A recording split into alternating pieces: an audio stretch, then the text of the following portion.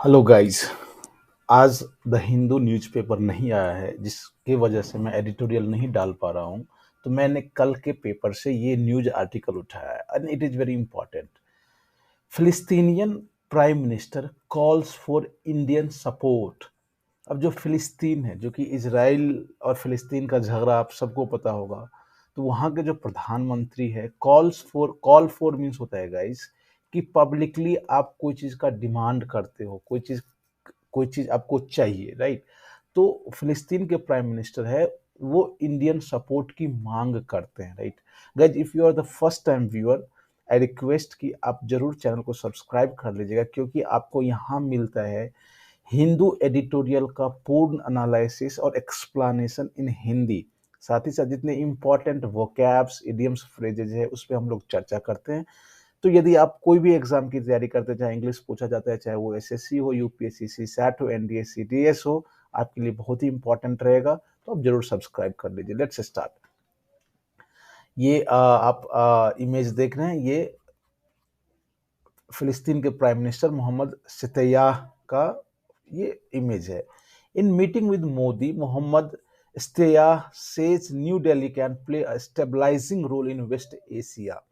Guys, West Asia means Middle East, right. तो मोदी के मुलाकात के बाद मोहम्मद इस्तेयाह ने कहा कि जो न्यू दिल्ली है, मतलब इंडिया है, एक बहुत ही इम्पोर्टेंट और स्टेबलाइजिंग रोल, क्योंकि इंडिया का जो संबंध है सब वहाँ जितने भी देश है ऑलमोस्ट सबसे बढ़िया है। तो वो ये कह रहा है जो वेस्ट एशिया में वो एक हमेशा वहाँ कुछ ना कुछ केओस होता ही रहता है, तो वहाँ स्टेबलाइजिंग रोल अदा कर सकता है।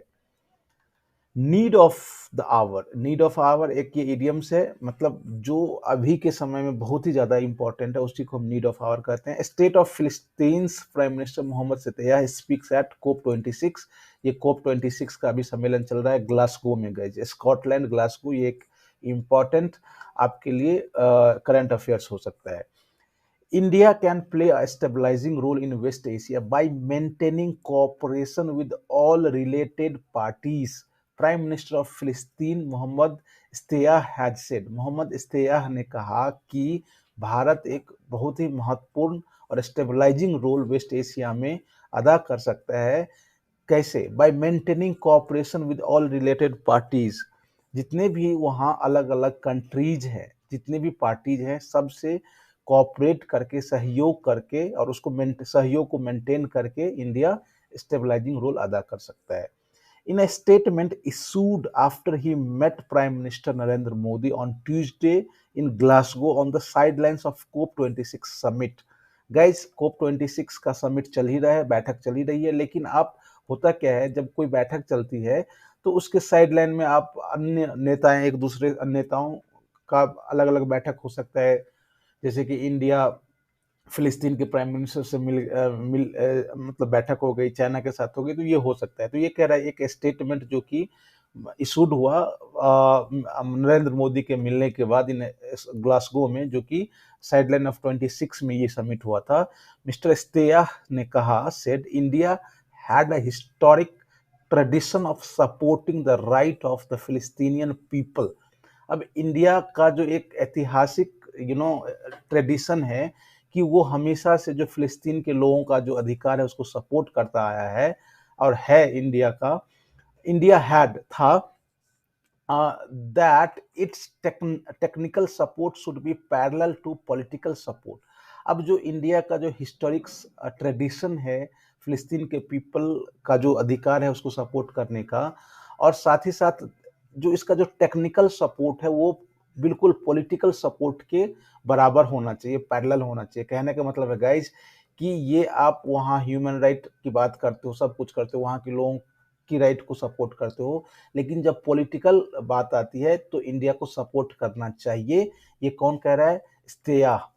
We look forward to a well-established and distinguished Indian role in Middle East, West Asia, based on the historical perspective of India's foreign policy।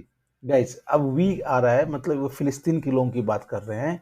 वो ये कह रहे हैं कि वो आशा रखते हैं कि आगे इंडिया जो है एक वेल एस्टेब्लिश्ड और डिस्टिंग्विश्ड, मतलब रिफाइंड, बहुत ही बढ़िया जो इंडियन रोल जो है वो मिडिल ईस्ट में होगा, और based on historical perspective of India's foreign policy, जो इंडिया का फॉरेन पॉलिसी हमेशा से रहा है उसके दृष्टिकोण से वहाँ एक वेल एस्टेब्लिश्ड और डिस्टिंग्विश्ड रोल इंडिया अदा करेगा, और वो हम लोग आशा रखते हैं। ये फिलिस्तीन के प्राइम मिनिस्टर कहते हैं। foremost of which is supporting the Palestinian people's right to self-determination and the establishment of an Indian state of Palestine with Jerusalem as its capital, mister Shtayyeh said। अब जो वहाँ के प्राइम मिनिस्टर मिस्टर स्तेया है, उन्होंने ये कहा है कि जो इंडिया का जो हिस्टोरिकल दृष्टिकोण है, ऐतिहासिक दृष्टिकोण है, जो फॉरेन पॉलिसी का ऐतिहासिक दृष्टिकोण है, उसमें जो सबसे इम्पोर्टेंट है कि वो फिलिस्तीन के लोगों का जो राइट है सेल्फ डिटर्मिनेशन, मतलब वो कैसे रहना चाहता है, अलग रहना चाहता है, कैसे रहना चाहता है, उस पर इंडिया सपोर्ट करे। साथ ही साथ इंडिया उस पर भी सपोर्ट करे कि फिलिस्तीन एक इंडिपेंडेंट स्टेट बनना चाहता है, कंट्री बनना चाहता है, जिसका जेरूसलम कैपिटल होगा। वो आशा रखता है कि इंडिया उस पर फिलिस्तीन को सपोर्ट करेगा। He said India's role in multilateral organisation required strenuous effort in cooperation with all related parties to achieve security and stability in the Middle East and West Asia। उन्होंने कहा कि भारत का जो रोल है ये मल्टी लैटरल ऑर्गेनाइजेशन है। Multi lateral means बहुत ज़्यादा अलग अलग जितने भी ऑर्गेनाइजेशन है, राइट, उसमें जो इंडिया का रोल है वो मांग क्या करता है, स्ट्रेन्यूअस मीन्स डिफिकल्ट, हार्ड।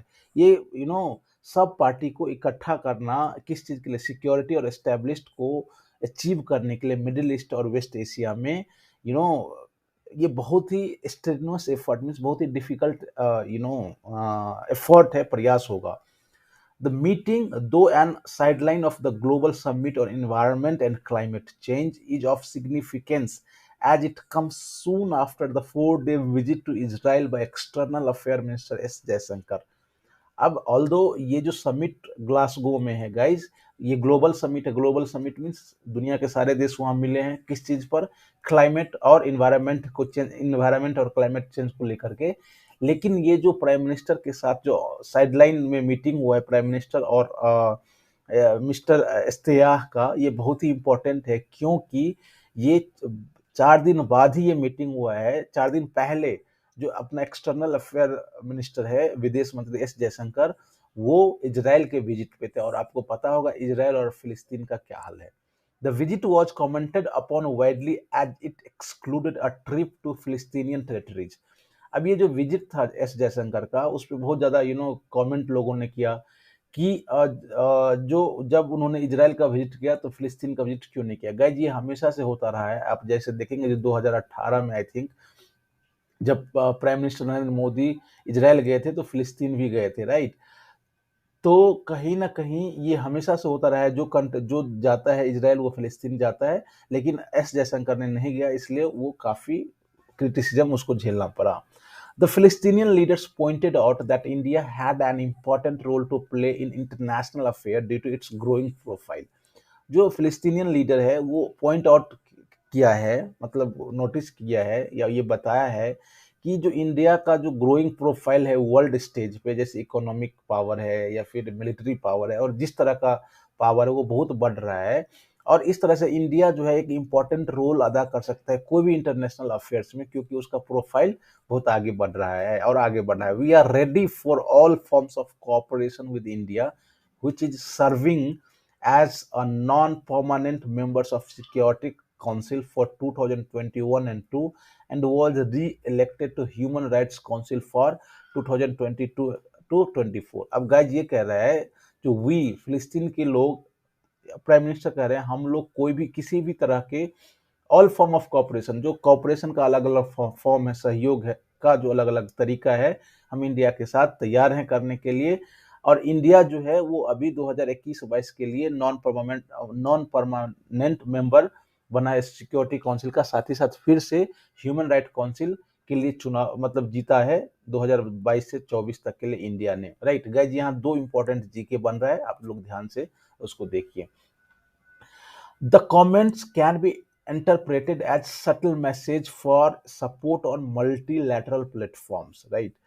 गाइज ये कह रहा है, ये जो कमेंट जो फिलिस्तीनियन कर रहे हैं उसको ऐसे इंटरप्रेट किया जा सकता है कि ये एक मैसेज है सपोर्ट के लिए, उसको मल्टीलैटरल प्लेटफॉर्म पे जो इंडिया है वो फिलिस्तीन को सपोर्ट करे। ये मैसेज एक तरह से सूक्ष्म मैसेज, मतलब बिटवीन द लाइंस यदि हम जानना चाहें तो ये है। In the recent years India has broken the tradition of supporting फिलिस्तीन एट द यूएन। गाइज हमेशा से क्या होता आ रहा है, जब आप हिस्ट्री देखेंगे तो इंडिया जो है फिलिस्तीन को हमेशा से सपोर्ट किया है, राइट।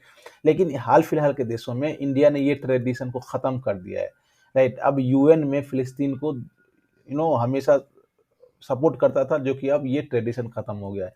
इन 2019 में India voted in favour of Israel at इकोसॉक, economic and social council, to deny observer status to a Palestinian organisation named Shahed. अब जो 2019 में इंडिया ने इजराइल के फेवर में वोट किया था, और इजराइल ने जो एक इकोनॉमिक और सोशल काउंसिल होता है जो वहाँ ऑब्जर्वर के लिए चुनाव होता है, तो फिलिस्तीनियन ऑर्गेनाइजेशन शहदाद ने वहाँ अपने आप को खड़ा किया होगा चुनाव में, जिसको डिनाई किया होगा इजराइल, और इजराइल के फेवर में इंडिया ने वोट किया था। इन जून India abstained during the voting on a resolution calling for investigation into Israeli action in the Gaza Strip at the Human Rights Council, which drew a strong protest from Foreign Minister Riyad al-Malki, who wrote a letter critical of India's abstention। अब जो guys क्या हुआ था कि India अपने आप को abstain किया था, मतलब वहां से हट गया था, वोट नहीं किया था। किस चीज में? जो गाजा स्ट्रिप है गाइज, फिलिस्तीन में एक गाजा स्ट्रिप है, उस पे इजराइल ने बमबार्ड किया था, और ये चीज ह्यूमन राइट काउंसिल जो यूनाइटेड स्टेट में गया था, तो इंडिया ने अपने आप को उस पर वोटिंग ही नहीं किया, जिसके जो जो जिसका स्ट्रांग प्रोटेस्ट हुआ था वहां के फॉरेन मिनिस्टर के साथ, फिलिस्तीन के फॉरेन मिनिस्टर के साथ ने किया था, रियाद अल मलकई। और उन्होंने एक क्रिटिकल लेटर लिखा था इंडिया के एब्सटेंशन के बारे में। Abstention means non voting. India ने जो नॉन वोट किया था, वोट ही नहीं किया था, किसी को कुछ नहीं दिया था, तो उसको लेकर के वो क्रिटिकल लेटर लिखे थे। Mister Shtayyeh, who attended the COP26 summit earlier, made headlines for saying Israeli occupation threatens the Palestinian environment। Guys, जो मिस्टर स्तेया है, जो कि COP26 समिट जो अटेंड किया अभी, उन्होंने ये कहा है जो इजराइल का जो ऑक्यूपेशन है वो कहीं ना कहीं फिलिस्तीन के इन्वायरमेंट के लिए खतरा बन रहा है। थ्रेट टू इन्वायरमेंट, या यूं कह ले जो इन्वायरमेंट के लिए खतरा। We are here to tell the world that Israeli occupation is the most critical long term threat to the Palestinian environment, Mr. Steya said while reading his comment as the leader of Palestinian delegation on Monday। अब जो Monday को उन्होंने mister स्तेया, जो कि फिलिस्तीनियन जो delegation है COP26 के लिए उसका लीडर कर रहे हैं, उन्होंने ये कहा कि जो हम लोग यहाँ वर्ल्ड को ये बताने आए हैं, जो इजरायली ऑक्यूपेशन जो है वो कहीं ना कहीं बहुत ही खतरनाक है, और वो भी लंबे समय के लिए लॉन्ग टर्म थ्रेट जो फिलिस्तीन के इन्वायरमेंट है उसके लिए। Mister Modi also met his Israeli counterpart Naftali Bennett on Tuesday before leaving for new Delhi and invited him to India to mark the 30th anniversary of the establishment of formal diplomatic ties।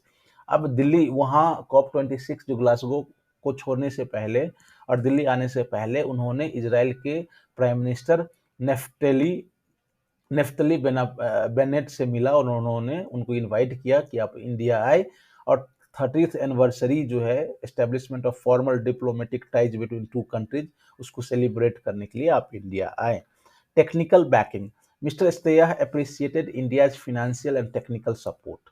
जो वहाँ के prime minister है, India की प्रशंसा किया, किस चीज़ के लिए? इंडिया के फाइनेंशियल और टेक्निकल सपोर्ट के लिए। This support must be parallel and complementary with the political support of the Palestinian cause and in a manner that guarantees the implementation of international legitimacy resolution। Guys ये कह रहा है जो ये support जो है आपका फिनेंशियल और टेक्निकल सपोर्ट, ये जो पॉलिटिकल सपोर्ट के पैरेलल, समानांतर और कॉम्प्लीमेंट्री होना चाहिए, और ऐसा सपोर्ट होना चाहिए इन द मैनर दैट, इस तरह से होना चाहिए कि जो गारंटी दे किस चीज का, जो इंटरनेशनल लेजिटिमेसी है गाइज, कि कंफर्म टू लॉ, जो लॉ के अनुसार जो उसका जो रिजोल्यूशन जो होता है उसके अनुसार वो बराबर हो। Guarantees the implementation of international legitimacy resolution, जो भी इंटरनेशनल अंतरराष्ट्रीय कानून है, राइट, उसका जो इम्प्लीमेंटेशन है उसकी गारंटी दे, इस तरह का सपोर्ट होना चाहिए गाइस। तो इस तरह से आज हम लोगों ने इस न्यूज आर्टिकल को देखा। कल हम लोग फिर मिलते हैं एक नए एडिटोरियल के साथ। Thanks for watching, keep learning.